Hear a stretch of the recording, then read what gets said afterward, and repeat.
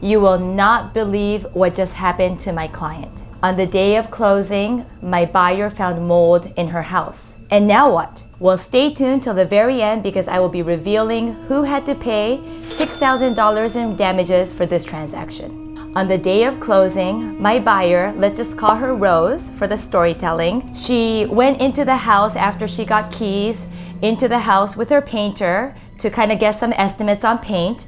And that is when she found mold inside the dining area cabinets. This dining room was adjacent to the kitchen, and the back wall of the cabinets backed into the kitchen refrigerator. There was no mention of any water damages or leaks in the SRPD. SRPD stands for Seller's Real Property Disclosure, which is collected once we go into contract, and that is when the seller discloses anything that they need to know about the house. Maybe they had some work done, and maybe there was a leak, and that's when the seller usually discloses if they are aware of any problems to the house and if they had fixed it. So we went back to look at the SRPD, and there was nothing that mentioned about a water leak or a water damage or, of course, any mold in the house. This mold was not found during the inspection, which obviously I scheduled during escrow. During an escrow, I hire a professional third-party inspection company that would do an inspection thoroughly of the house.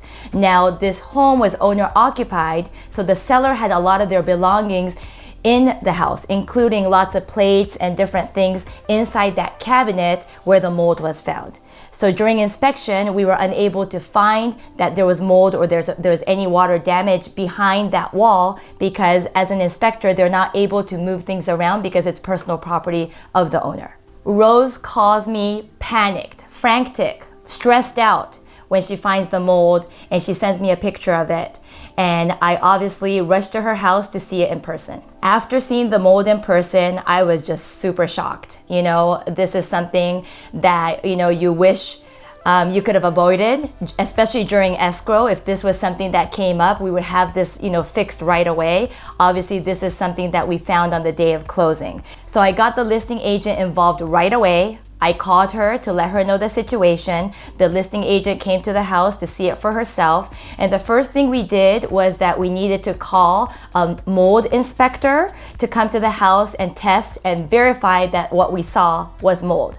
So interestingly enough, I actually had the number and the contact information for Nevada Mold because in a previous transaction I had last year, we came across a mold situation. There was a water leak in the kitchen and there was definitely something growing there. So I had the inspector's numbers and names saved in my phone, so I called her right away to see if we could get her to the house as soon as possible and was able to get that scheduled for the next day. The following day, the mold inspectors came and did their testing, and the test came positive. Can you guess what happens next? I just want to take this opportunity to really thank you for watching my videos. I hope they're educational and useful in making your relocation choices to Las Vegas and Henderson.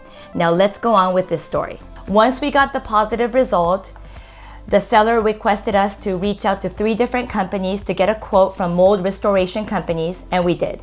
One quote came in at $6,000, the second at $10,000, and the third at $14,000. It's just really interesting that there's such a wide range and variation of the cost that we received, but the seller obviously decided to move forward the least expensive, which was $6,000 in total. The mold removal, demolition, reconstruction, and paint took my buyer a total of 4 weeks. The good news is that for Rose, she actually had her previous home to stay at. And obviously, if it was a situation where my buyers had to move in really quickly, that would have been an even more inconvenience for my buyers. And at that point, we would have asked the seller to take care of the housing for my buyers while we had to take care of the mold restoration.